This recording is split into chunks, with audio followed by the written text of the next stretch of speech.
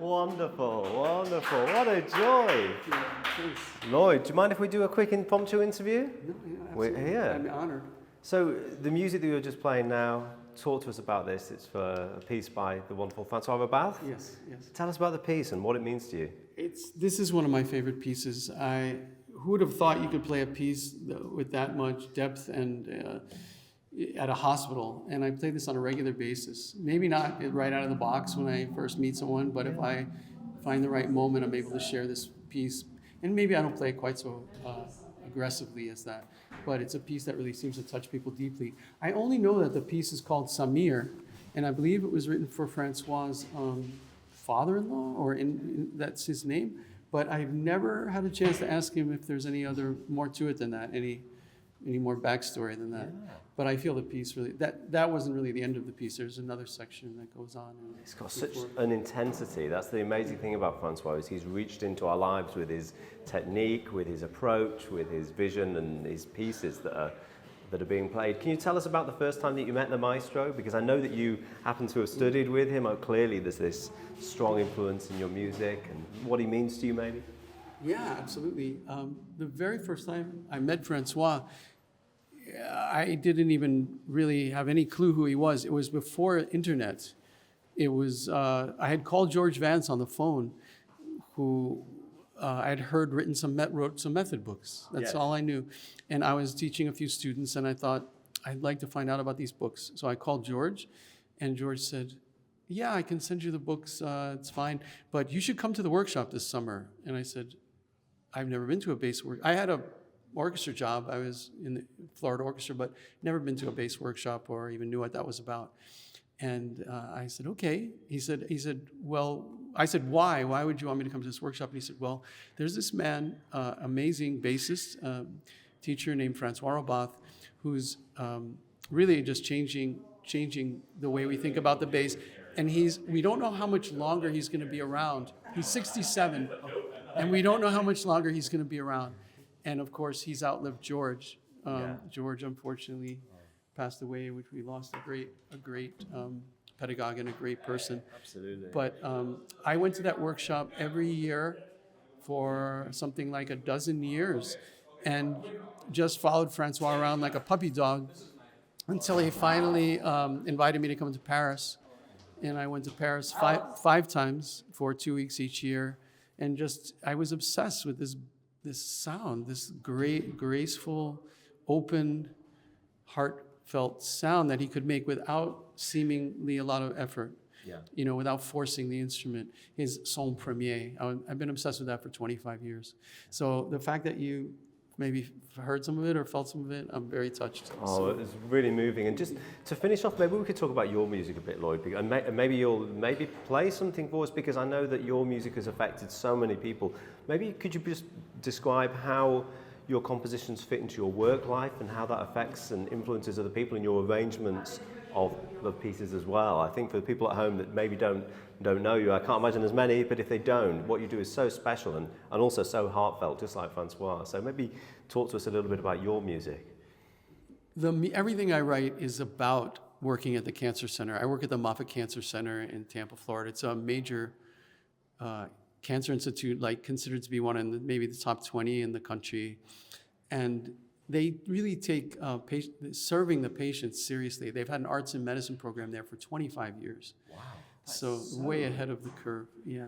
And I've been there. I left the Florida Orchestra. I left an orchestra job to do this work 16 years ago. So I've been playing in front of people on a daily basis pretty much for 16 years.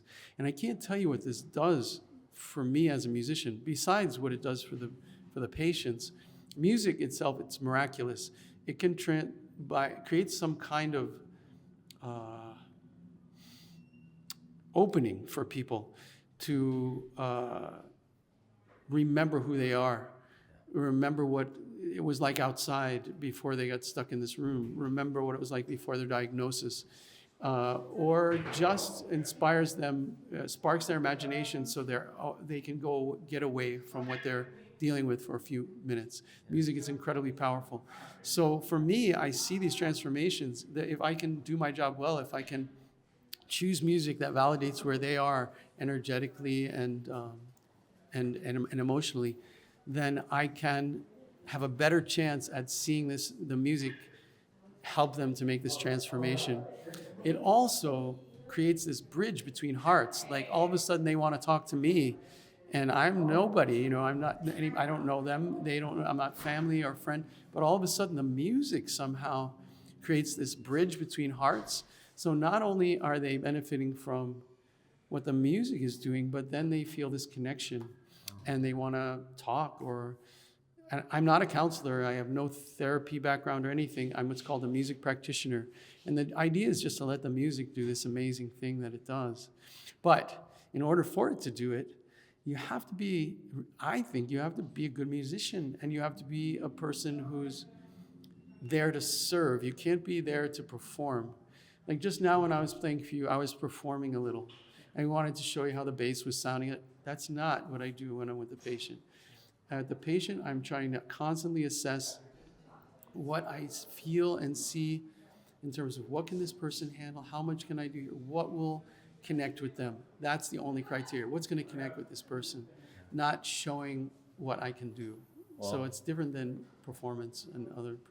So the writing, the composing, it's all about them. So I don't try to write music that changes the music world. And I couldn't anyway, probably. It's just not me. I don't think I'm that brilliant. But I am, these little tunes come to me, these little snippets, these things, and I'll record them on my phone, and sometimes I come back to them. And even if they sound like I have a song that sounds like a funk tune, I have a song that sounds like a blues, I have a song. And sometimes it's a little annoying. Sometimes people say, I think I know that. And I'm like, yeah, no, it's mine. But, it's no deep process for me. It's just, I find a little thing that I can develop. And if I think it'll work for patients, I go with it. And it usually takes me weeks and weeks, actually, to put any one of these things together. I also have really learned a lot about trying to arrange music for the bass. Like I have some arrangements of old classics like Stand By Me and Lean On Me, and I play an arrangement of Imagine, and these things are very meaningful to people that they can connect with. But none of my arrangements sound anything like they're recognizable, but they don't try to be like the original.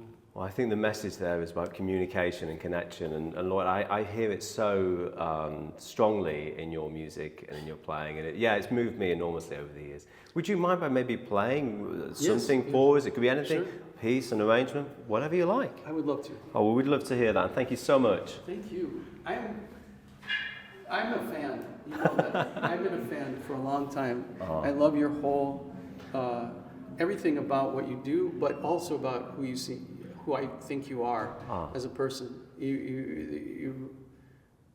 Your vibe, it's full of love. Really such a wonderful thing to say. I really appreciate that, Lloyd. Thank you for your music, for your friendship.